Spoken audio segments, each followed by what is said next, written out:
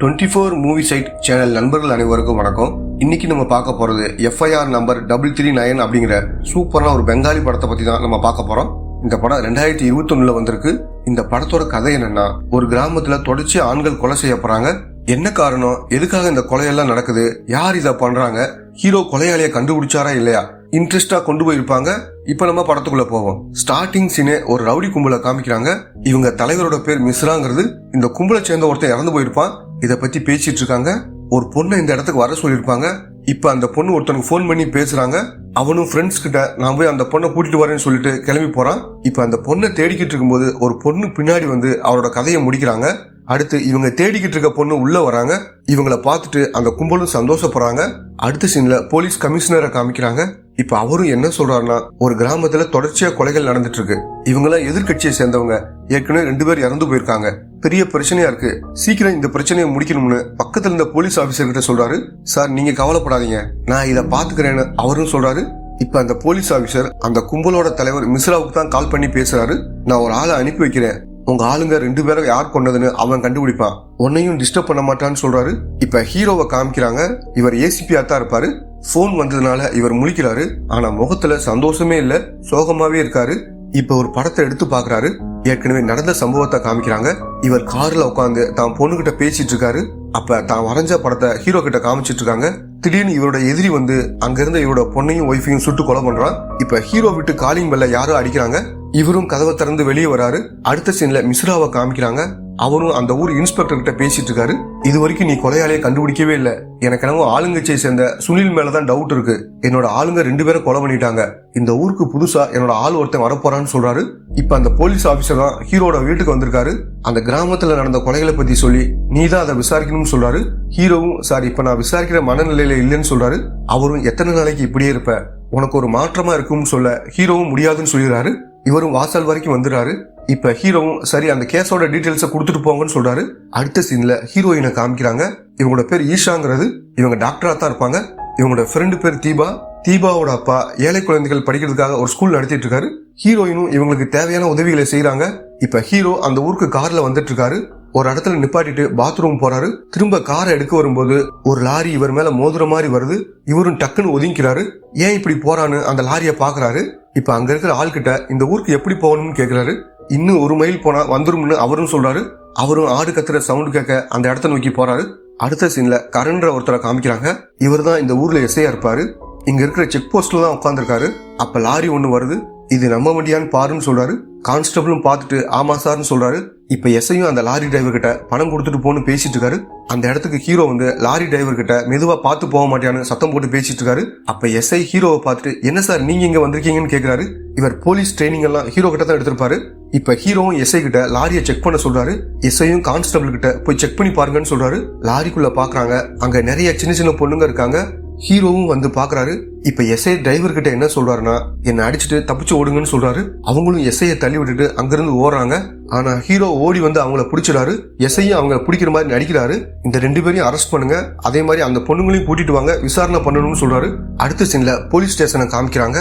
அங்க இருக்கிற எல்லாரும் எந்த பொறுப்பும் இல்லாம ஜாலியா சாப்பிட்டுட்டு இருக்காங்க. அங்க நேபாள் அப்படிங்கிற ஒருத்தர் வராரு. இவர் மிஸ்ராவோட ஆள் தான். ஏன் எங்களோட லாரியை மடக்குறீங்க, மாசம் மாசம் மாமூல் வாங்கிட்டு தானே இருக்கீங்கன்னு சொல்றாரு. இப்ப இன்ஸ்பெக்டரும் நாங்க பிடிக்கவே இல்லைன்னு சொல்றாரு. அப்ப ஹீரோ வந்து ஆமா சார் நான் தான் அந்த லாரியை பிடிச்சேன்னு சொல்றாரு. இன்ஸ்பெக்டரும் அதை பிடிக்க நீ யாருன்னு கேக்குறாரு. இப்ப ஹீரோவும் தன்னை பத்தி சொல்றாரு. ஓ மிஸ்ரா சொன்ன ஆள் இவர்தானா, அப்ப ஏன் இப்படி பண்றாருன்னு இன்ஸ்பெக்டரும் யோசிக்கிறாரு. பொண்ணுங்க பேர் எல்லாத்தையும் நோட் பண்ணிக்கிறாங்க. இப்ப நேபாள் இங்கதான் இருக்காரு. நேபாளோட ஃப்ரெண்டு பேர் மதன்கிறது. அவனும் கூட தான் இருக்கான். ஹீரோ முறைச்சதும் அந்த 2 பேரும் அங்கிருந்து கிளம்பி போறாங்க. இறந்து போன 2 பேரோட டீடைல்ஸ் வேணும்னு கேட்க இன்ஸ்பெக்டரும் எடுத்து தராரு. இப்போ ஒரு போன் கால் வருது. இன்ஸ்பெக்டரும் எடுத்து பேசுறாரு. 3ஆவதா ஒருத்தர் இறந்து கிடக்கிறதா தகவல் கிடைக்குது. இறந்து போன நபரும் மிஸ்ராவோட ஆள் தான். இப்ப எல்லாரும் அங்க கிளம்பி போறாங்க. காட்டு பகுதியில மரத்து மேல தொங்க விட்டுருக்காங்க. இத தீபாங்கிற பொண்ணு தான் முதல்ல பாத்திருப்பாங்க. இப்ப அவங்க கிட்ட விசாரிக்க ஆரம்பிக்கிறாங்க. நானும் என்னோட மேடமும் வந்துகிட்டு இருக்கப்பதான் இதை பார்த்தோம்னு சொல்றாங்க. மேடத்தோட பேர் என்னன்னு கேட்க ஈஷான்னு சொல்றாங்க. என்னாச்சு, ஏன் அவங்க இங்க இல்லன்னு கேக்குறாரு. இல்ல சார் அவங்க அம்மாவை பாத்துக்கணும், அதனாலதான் கிளம்பி போயிட்டாங்கன்னு சொல்றாங்க. அடுத்த சீன்ல ஹீரோயின் அவங்க அம்மாவுக்கு சாப்பாடு ஊட்டி விடுறாங்க. அவங்க அம்மாவுக்கு மனநிலை சரியில்லாம இருக்கும். இப்ப காலிங் பெல் அடிக்கிற சவுண்ட் கேக்குது. அங்க வந்திருக்கிறது தீபா தான். போலீஸ் கிட்ட பேசிட்டியான்னு ஹீரோயின் கேட்க பார்த்த எல்லா விஷயத்தையும் சொல்லிட்டேன்னு அவங்களும் சொல்றாங்க. இப்ப ஹீரோ ஆளுங்கட்சியை சேர்ந்த சுனில்ங்கிற ஒரு அரசியல்வாதியை பார்க்க வந்திருக்காரு. இப்ப ஹீரோ என்ன கேட்கிறாருன்னா, மிஸ்ராவோட ஆட்கள் 3 பேர் இறந்து போயிருக்காங்க, உங்களுக்கு இதுல தொடர்பு இருக்கிறதா சந்தேகப்படுறாங்கன்னு சொல்றாரு. சார், இப்ப நடக்கிற கொலைக்கும் எனக்கும் எந்த சம்பந்தம் இல்லைன்னு அவரும் சொல்றாரு. அடுத்து மிஸ்ராவை காமிக்கிறாங்க. நம்மளோட 3வது ஆளு இறந்து போயிட்டான், யார் இந்த வேலையை பாக்குறது, சீக்கிரம் கண்டுபிடிக்கணும்னு நேபாள் கிட்ட கோமா பேசிட்டு இருக்காரு. நம்ம கூடயே கருப்பாடு இருக்குது, அவனை கண்டுபிடிக்கணும்னு நேபாளும் சொல்றாரு. இப்போ ஒரு பாரை காமிக்கிறாங்க. இதுல வள்ளிங்கிற ஒரு பொண்ணு டான்ஸரா இருப்பாங்க. இப்ப எஸ்ஐயும் வந்து அவங்க கூட டான்ஸ் ஆடுறாரு. அடுத்து வள்ளியோட வீட்டுக்கு வந்து நெருக்கமா பேசிட்டு இருக்காரு.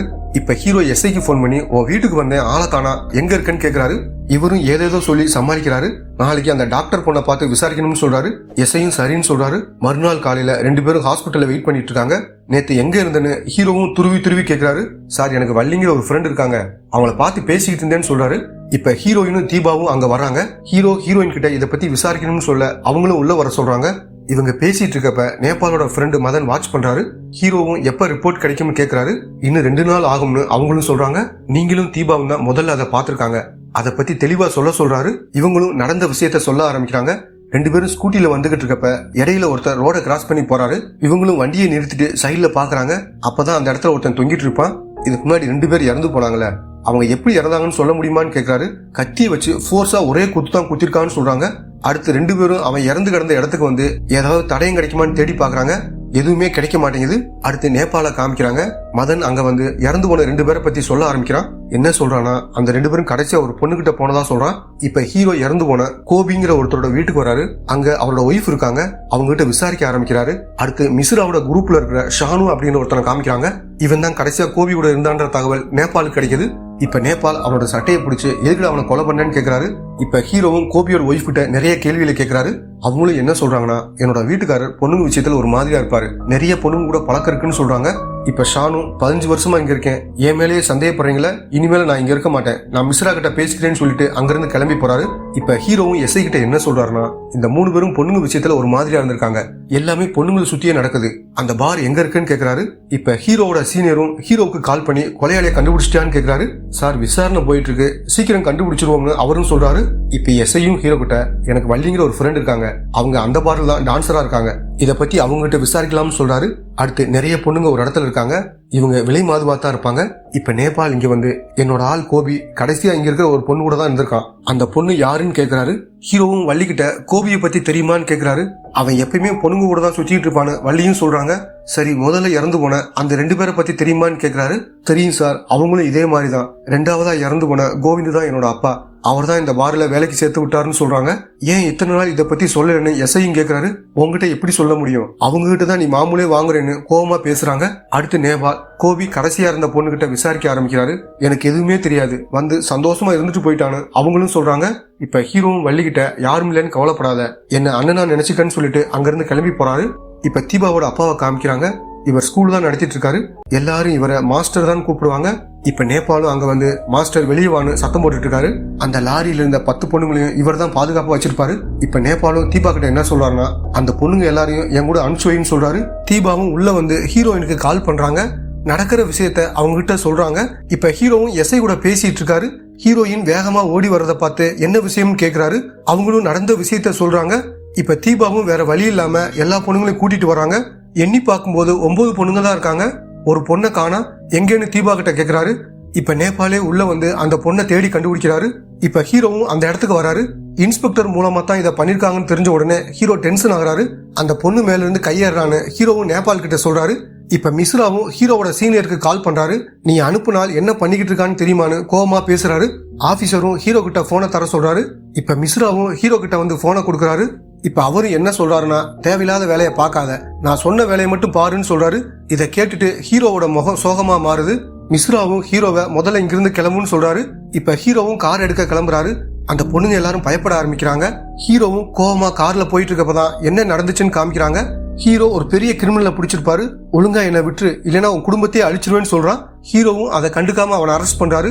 அதுக்கப்புறம் தான் எல்லாமே நடந்திருக்கும். இப்ப ஹீரோவும் ஹீரோயின் கிட்ட வந்து, சாரி என்னை மன்னிச்சிரு, என்னால எதுவுமே பண்ண முடியலன்னு சொல்றாரு. எனக்கு ஏற்கனவே தெரியும், சட்டத்தினால இவங்களை ஒண்ணுமே பண்ண முடியாதுன்னு அவங்களும் சொல்றாங்க. இப்ப எஸ்ஐயும் வள்ளிக்கிட்ட வந்து, இத்தனை நாள் எதையும் புரிஞ்சுக்காம எவ்வளவோ தப்பு பண்ணிட்டேன்னு சொல்லி வருத்தப்படுறாரு. மிஸ்ராவும் ஆபீசர் கிட்ட ஹீரோ இனிமேல் இங்க வேணாம்னு சொல்லிடுறாரு. அதனால ஹீரோ சைன் போட்டுட்டு அங்கிருந்து வெளியே வராரு. வந்து எஸ்ஐ கிட்ட சொல்லிட்டு கிளம்ப போறாரு. அப்ப இன்ஸ்பெக்டர் வேகமா ஓடி வந்து ஹீரோ உள்ள வர சொல்றாரு. ஹீரோ உள்ள வந்து என்ன விஷயம்னு கேக்குறாரு. சார், மேல இடத்துல இருந்து இப்பதான் ஒரு தகவல் வந்துச்சு, இதுக்கப்புறம் நீங்க தான் இந்த கேஸை விசாரிக்கணும்னு சொல்லிட்டாங்கன்னு சொல்றாரு. இப்ப மிஸ்ராவும் ஏன் அவனை அனுப்ப முடியலன்னு கேக்குறாரு. இல்ல, கமிஷனரே சொல்லிட்டாரு, வேற வழி இல்லைன்னு அந்த ஆபீசரும் சொல்றாரு. இப்ப ஷானுவை காமிக்கிறாங்க. ஆளுங்கட்சியை சேர்ந்த சுனிலோட ஆளுகிட்ட பேசிட்டு இருக்காரு. இப்ப யாரோ மறைஞ்சு நின்னு அவங்க பேசுறத பாக்குறாங்க. அடுத்த சீன்ல ஹீரோ ஹீரோயின் கிட்ட இந்த கொலையெல்லாம் பொண்ணுங்களை சுத்தியே நடக்குது, ஒரு பொண்ணு தான் இந்த கொலையெல்லாம் பண்ணிருக்கா, உனக்கு வள்ளிய தெரியுமான்னு கேட்க அவங்களும் தெரியும்னு சொல்றாங்க. எனக்கு என்னமோ வள்ளி மேலதான் டவுட் இருக்குன்னு ஹீரோவும் சொல்றாரு. என்ன காரணம்னா அவங்க அப்பா கோவிந்த் தான் அவர் பொண்ணுங்க விஷயத்துல ஒரு மாதிரியா இருந்திருக்காரு, அதனால கொலை பண்ணிருக்கா. மீதி 2 பேரையும் அந்த பொண்ணு தான் கொலை பண்ணிருக்க வாய்ப்பு இருக்குன்னு சொல்றாரு. இப்ப மிஸ்ராவும் என்ன சொல்றாருன்னா, ஷானு எனக்கு போன் பண்ணியிருந்தான், இப்போ அவன் என்னோட ஆள் தான், சும்மா அவங்க கிட்ட நடிச்சுக்கிட்டு இருக்கான்னு சொல்றாரு. இப்ப ஹீரோ கிளம்ப போறப்ப அங்க இருக்கிற போட்டோவை பாக்குறாரு. 2 பேர் இருக்கிற மாதிரி இருக்கு. இது யாருன்னு கேட்க, நானும் என்னோட தங்கச்சியும் தான், ஆனா தங்கச்சி சின்ன வயசுல இறந்துட்டாங்கன்னு சொல்றாங்க. ஷானுவை வாட்ச் பண்ணால ஒரு ஆள் அவன் இங்க வரான். ஷானு இருக்கிற இடத்த அவர்கிட்ட சொல்றான். இப்ப மாஸ்டரும் யாருக்கோ கால் பண்ணி அவன் இருக்கிற இடம் தெரிஞ்சிருச்சுன்னு சொல்றாரு. ஹீரோவும் வள்ளி இருக்கிற பாருக்கு வராரு. அங்க நேபாளும் மதனும் இருக்காங்க. இப்ப எஸ்ஐயும் ஹீரோவும் பேசிக்கிட்டு இருக்கப்ப மதனுக்கு போன் வந்ததுனால வெளியே வரான். இத பார்த்துட்டு எஸ்ஐயும் அவனுக்கு பின்னாடி வந்து பாக்குறாரு. இப்ப ஷானும் போன் பண்ணி சுனிலோட ஆளுங்க 2 பேர் இங்கதான் இருக்காங்க, சீக்கிரம் செங்கல் சூளைக்கு வாங்கன்னு சொல்றான். இப்ப மதனும் வந்து நேபாள் கிட்ட இந்த விஷயத்த சொல்றான். அதே மாதிரி எஸ்ஐக்கு செங்கல் சூளைங்கிற வார்த்தை மட்டும் தெளிவா கேட்டிருக்கும். இந்த விஷயத்த ஹீரோ கிட்ட சொல்றாரு. அந்த இடத்துக்கு போவோம்னு 2 பேரும் கிளம்பி போறாங்க. இப்ப மதனும் நேபாளும் கிளம்ப போறப்ப மதனோட பைக் ஸ்டார்ட் ஆகல. என்ன பண்றதுன்னு யோசிக்கிறாங்க. அடுத்து ஷானுவை யாரோ தாக்குறாங்க. அவனும் ஓடி போய் ஒரு இடத்துல ஒளிஞ்சுக்கிறான். அவனை தாக்குன நபரும் கஷ்டப்பட்டு தான் நடந்து வராரு. இப்ப ஹீரோவும் எஸ்ஐயும் அந்த இடத்துக்கு வந்து ஷானு பேரை சொல்லி கூப்பிடுறாங்க. இவருக்கும் அவங்க கூப்பிடுற சவுண்டு கேக்குது. ஆனா போறதுக்கு பயப்படுறாரு. இவங்களும் ஒவ்வொரு இடமா தேடி பாக்குறாங்க. இப்ப ஷானு எந்திரிக்கும் போது அந்த இடத்துல யாரோ உட்கார்ந்து இருக்க மாதிரி காட்டுறாங்க. ஷானுவோட கழுத்துல கத்தியை வச்சு குத்தி கொலை பண்றாங்க. அடிபட்ட காயத்தோட ஷானு ஹீரோவை நோக்கி வரான். திடீர்னு ஒரு இடத்துல விழுந்துடுறான். ஹீரோவும் கிட்ட வந்து பாக்குறாரு. அங்க ஷானு தான் கீழே கிடக்குறான். யார் பண்ணிருப்பாங்கன்னு ஹீரோ தேடுறாரு. இப்ப அந்த இடத்துக்கு நேபாளும் மதனும் வர்றாங்க. ஆனா ஷானு அங்கேயே இறந்து போயிடுறாரு. இப்ப ஷானுவை கொன்ன நபரும் மாஸ்டர் கிட்ட வந்து வேலை முடிஞ்சிருச்சுன்னு சொல்றாரு. அடுத்த சீன்ல ஹீரோ இறந்து போன அந்த 4 பேரோட பேரையும் எழுதுறாரு. இவங்க நிறைய குற்றங்கள் பண்ணிருக்காங்க, அதெல்லாம் விட்டுருங்க, இவங்க 4 பேரும் சேர்ந்து ஏதாவது கேஸ்ல சம்பந்தப்பட்டிருக்காங்களா, அந்த கேஸ் ஃபைலை கண்டுபிடிங்கன்னு சொல்றாரு. இப்ப போலீஸ் எல்லாரும் இது சம்பந்தமான ஃபைலை தேடுறாங்க. அந்த ஃபைலையும் தேடி கண்டுபிடிக்கிறாங்க. மொத்தம் அதுல 6 பேரோட பேர் இருக்கு. இறந்து போன 4 பேரோட பேரும் நேபாளும் மதனோட பேரும் சேர்ந்து இருக்கு. ஆனா என்ன புகார்னு கண்டுபிடிக்க முடியல. நிறைய பக்கம் கிழிஞ்சிருக்கு. யார் புகார் கொடுத்திருக்காங்கன்னு பாக்குறப்ப பத்ரிங்கிற ஒருத்தர் கொடுத்திருக்கா தெரிய வருது. அடுத்த சீன்ல தீபா ஹீரோயின் கிட்ட வள்ளிதான் இந்த கொலையை பண்ணிருக்காங்க, நீங்க என்ன நினைக்கிறீங்கன்னு கேக்குறாங்க. எனக்கு தெரியலன்னு அவங்களும் சொல்றாங்க. இவங்க பேசுறத மதன் கேட்டுறாரு. ஓ, அந்த பொண்ணு தான் இதை பண்ணிருக்காளான்னு யோசிக்கிறாரு. அடுத்த சீன்ல ஹீரோ மாஸ்டர் பார்க்க வராரு. இந்த கொலைக்கெல்லாம் யார் காரணம்னு பொதுவா கேக்குறாரு. அவரும் எனக்கு தெரியாதுன்னு சொல்றாரு. இப்ப எஸ்ஐயும் வள்ளி கிட்ட பேசிக்கிட்டு இருக்கப்ப யாரோ கதவு தட்டுற சவுண்ட் கேக்குது. இவங்களும் கதவை திறந்து பார்த்துட்டு அதிர்ச்சி ஆகுறாங்க. அடுத்து மாஸ்டரும் பசங்களை கூப்பிட்டுட்டு கிளம்புறாரு. அப்பதான் சில எழுத்துக்களை ஒட்டி வச்சுக்கிறத பாக்குறாரு. அவரும் யோசிச்சு பார்த்துட்டு அங்கிருந்து கிளம்புறாரு. இப்ப எஸ்ஐயும் ஹீரோ கிட்ட வள்ளிக்கு கால் பண்ண எடுக்கவே இல்ல சார், அந்த கேஸோட ஃபைல் கிடைச்சிருச்சுன்னு சொல்லிட்டு அதை பத்தின டீடைல்ஸ சொல்றாரு. இப்ப இன்ஸ்பெக்டர் மிஸ்ராவுக்கு கால் பண்றாரு. 16 வருஷத்துக்கு முன்னாடி பத்ரிங்கிறவன் உங்க ஆளுங்க 6 பேர் மேல புகார் கொடுத்திருக்கான். எனக்கு அந்த கேஸை பத்தி ஞாபகம் வர மாட்டேங்குது, உங்களுக்கு ஞாபகம் இருக்கான்னு கேக்குறாரு. அவரும் எனக்கு ஞாபகம் இல்லைன்னு சொல்றாரு. இப்ப 2 பேரும் வள்ளியோட வீட்டுக்கு வராங்க. அங்க அவங்க இல்ல, உள் பக்கமா பூட்டி இருக்கு. பின் பக்கமா உள்ள வந்து பாக்குறாங்க. அங்க வள்ளி பயங்கரமா அடிபட்டு மயக்கத்துல இருக்காங்க. உடனே வள்ளிய ஹாஸ்பிட்டல்ல சேர்க்கறாங்க. இப்ப மாஸ்டரோட உதவியாளரும் வள்ளிய பத்தி சொல்றதுக்காக வராரு. கொஞ்சம் கஷ்டப்பட்டு தான் நடந்து வராரு. இப்ப ஹீரோ மிஸ்ரா கிட்ட வந்து உன்னோட ஆள் தான் இதை பண்ணிருக்கான், நானே அவங்கள போட்டு தள்ளுறேன்னு சொல்லிட்டு அங்கிருந்து கிளம்பி போறாரு. இப்ப டாக்டரும் வள்ளிக்கு ட்ரீட்மெண்ட் பண்றாங்க. அவங்கள பார்த்து எஸ்ஐ ஃபீல் பண்றாரு. மறுநாள் வள்ளி கண் முழிக்கிறாங்க. இப்ப எஸ்ஐயும் யார் இதை பண்ணதுன்னு கேக்குறாரு. நேபாளும் மதனும் வந்துதான் இவங்களை பயங்கரமா தாக்கியிருப்பாங்க. இப்ப மதனும் நேபாளும் இன்ஸ்பெக்டர் கிட்ட வந்து சரண்டர் ஆகிறோம்னு சொல்றாங்க. மிஸ்ரா தான் இதை பண்ண சொல்லியிருப்பாரு. ஏன்னா இன்ஸ்பெக்டர் இவங்களை பாதுகாப்பா வச்சுக்கிடுவாருன்னு நினைச்சுதான் இதை பண்ண சொல்லியிருப்பாரு. இப்ப இன்ஸ்பெக்டரும் கான்ஸ்டபிள் கிட்ட இவங்களை இந்த இடத்துல வைக்க சொல்றாரு. இப்ப ஹீரோவும் இன்ஸ்பெக்டருக்கு போன் பண்ணி அந்த 2 பேரையும் அரெஸ்ட் பண்ண சொல்றாரு. சார், நான் அவங்கள தேடி பார்த்தேன், ஆனா அவங்கள காணும்னு கொஞ்சம் தெனாவட்டா சொல்றாரு. கான்ஸ்டபிளும் அவங்கள ஒரு இடத்துக்கு கூட்டிட்டு வந்து இங்கேயே பத்திரமா இருங்கன்னு சொல்றாரு. அடுத்த சீன்ல எஸ்ஐ அங்க வந்து இன்ஸ்பெக்டரை அடிக்க ஆரம்பிக்கிறாரு. நீங்க தான் அந்த 2 பேரையும் ஒளிச்சு வச்சிருக்கீங்க, எங்க இருக்காங்கன்னு கேக்குறாரு. ஹீரோவும் எஸ்ஐயை தடுத்து ஏன் சீனியர் மேல கை வைக்கிற, முதல்ல நீ இங்கிருந்து கிளம்புன்னு சொல்றாரு. இப்ப இன்ஸ்பெக்டரும் வந்து இந்த கேஸ் சம்பந்தமான ஒரு விஷயத்த சொல்றாரு. அந்த 6 பேர் மேல புகார் கொடுத்த பத்ரிங்கிறவர் உயிரோட இல்ல, ஆனா அவருக்கு வேண்டியவர் உயிரோட தான் இருக்காருன்னு அவரோட பேரை சொல்றாரு. அடுத்து கான்ஸ்டபிள் நடந்து வந்துகிட்டு இருக்கப்ப துப்பாக்கி வச்சு கான்ஸ்டபிள் ஒருத்தர் மிரட்டுறாரு. அந்த 2 பேர் எங்க இருக்காங்கன்னு கேட்க வேற வழி இல்லாம அவரும் இடத்த சொல்றாரு. இப்ப ஹீரோ நேரா மாஸ்டர் இருக்கிற இடத்துக்கு வராரு. மாஸ்டர் ஒட்டி இருந்த எழுத்துக்கெல்லாம் எடுத்து கையில வச்சுக்கிறாரு. அந்த எழுத்துக்கள்லாம் இறந்து போன ஆட்களை குறிக்குது. ஒழுங்கா உண்மையை சொல்றாரு. இப்ப வேற வழி இல்லாம மாஸ்டரும் சொல்ல ஆரம்பிக்கிறாரு. பத்ரி வேற யாரும் இல்ல, என்னோட தங்கச்சி வீட்டுக்காரர் தான். ஒரு பொண்ணு கண்ணாமூச்சி விளையாடிக்கிட்டே எங்க இருக்குன்னு நடந்து போயிட்டு இருக்காங்க. இப்ப அந்த 6 பேர் அந்த சின்ன பொண்ணை தூக்கிட்டு போறாங்க. இதுக்கெல்லாம் ஒரு பொண்ணு தான் சாட்சியா இருக்கான்னு மாஸ்டரும் சொல்றாரு. ஹீரோவும் உங்க பொண்ணு தீபாவான்னு கேக்குறாரு. இல்லன்னு அவரும் சொல்றாரு. இப்ப 2 பேரும் இருக்கிற இடத்துக்கு அந்த பிளாக் ட்ரெஸ் போட்ட ஆள் வரான். வர்றது வேற யாரும் இல்ல, ஹீரோயின் தான். இப்பதான் என்ன நடந்துச்சுன்னு காமிக்கிறாங்க. இந்த 6 பேரும் தங்கச்சியை தூக்கிட்டு போறத பார்த்து பயந்து ஒளிஞ்சுக்கிறாங்க. இந்த 6 பேரையும் பழி வாங்குறதுக்காக பல வருஷமா காத்திருக்காங்க. அதுக்கப்புறம் தான் ஒவ்வொருத்தரா கொலை பண்ணிருப்பாங்க. இப்ப அந்த 2 பேரும் பயந்து ஓட ஆரம்பிக்கிறாங்க. தீபா அங்க வந்து அவங்கள மடக்குறாங்க. தீபா தான் ஹீரோயினுக்கு ஹெல்ப் பண்ணிருப்பாங்க. இந்த 2 பேரும் தான் வேணும்னே மதனோட காதல விழுகிற மாதிரி வள்ளியை பத்தி சொல்லிருப்பாங்க. ஏன்னா கோபத்துல ஏதாவது பண்ணிட்டு கண்டிப்பா ஒரு இடத்துல மறைஞ்சிருப்பாங்க. அந்த இடத்துல வச்சு இவங்களை சாகடிக்கத்தான் பிளான் பண்ணிருப்பாங்க. ஆனா வள்ளியை இந்த அளவுக்கு அடிப்பாங்கன்னு இவங்க யோசிச்சிருக்க மாட்டாங்க. இவங்களும் வேற பக்கம் ஓடுறாங்க. அங்க கான்ஸ்டபிள் வந்து இவங்களை மடக்குறாரு. இவரும் ஹீரோயினுக்கு வேண்டியவர் தான். இப்ப இவரையும் தள்ளி விட்டுட்டு அவங்க ஓட ஆரம்பிக்கிறாங்க. எஸ்ஐ அந்த இடத்துக்கு வராரு. கான்ஸ்டபிள் மிரட்டி அவங்க இருக்கிற இடத்த கேட்டது வேற யாரும் இல்ல, எஸ்ஐ தான். ஆனா இவங்களுக்கும் எஸ்ஐக்கும் எந்த தொடர்பும் இல்ல. வள்ளியை அடிச்ச கோபத்தினால இவங்களை பழி வாங்க வந்திருப்பாரு. எஸ்ஐயும் அவங்கள சுட வராரு. அப்ப ஹீரோ அங்க வந்து துப்பாக்கியை கீழே போட சொல்றாரு. ஹீரோ கூட மாஸ்டரும் மாஸ்டரோட உதவியாளரும் வந்திருப்பாங்க. அவங்களும் இதுல சம்பந்தப்பட்டிருப்பாங்க. இப்ப ஹீரோவும் எஸ்ஐயும் மாத்தி மாத்தி சண்டை போட ஆரம்பிக்கிறாங்க. அந்த நேரத்துல ஹீரோயினும் தீபாவும் கத்திய வச்சு நேபாள கொலை பண்றாங்க. மதனையும் கொலை பண்ண நெருங்கி வர்றாங்க. எஸ்ஐயும் அவங்கள போட்டு தள்ளுங்கன்னு சொல்றாரு. இத பார்த்த ஹீரோவும் வேணாம்னு சொல்றாரு. இப்ப ஹீரோயினும் நான் எதுக்கு நிறுத்தணும், சட்டத்தினால என்ன பண்ண முடிஞ்சதுன்னு கேக்குறாங்க. ஹீரோயினும் மதனை கொல்ல வர ஹீரோ துப்பாக்கி எடுத்து சொல்றாரு. அடுத்த சீன்ல ஹீரோ கமிஷனர் கிட்ட வந்து ரிப்போர்ட்டை கொடுக்குறாரு. அதுல என்ன இருக்குதுன்னா, மிஸ்ரா சட்டத்துக்கு விரோதமா நிறைய தொழில் பண்ணிட்டு இருந்தாரு. அவர் கூட இருந்த இந்த 6 பேரும் அவருக்கே எதிரி ஆயிட்டாங்க. அதனால மதனை வச்சு எல்லாரையும் கொலை பண்ணிருக்காரு. கடைசியா நேபாள கொல்லும்போது வேற வழி இல்லாம அவனை சுட வேண்டி இருந்துச்சுன்னு ரிப்போர்ட் கொடுக்குறாரு. இதனால போலீஸ் மிஸ்ராவை அரெஸ்ட் பண்றாங்க. இப்ப ரிப்போர்ட்டை கொடுத்துட்டு ஹீரோவும் கார்ல ஏறி உட்காராரு. பார்த்தா உள்ள ஹீரோயின் உட்காந்து இவரை பார்த்து சிரிக்கிறாங்க. இதோட இந்த படம் முடியுது.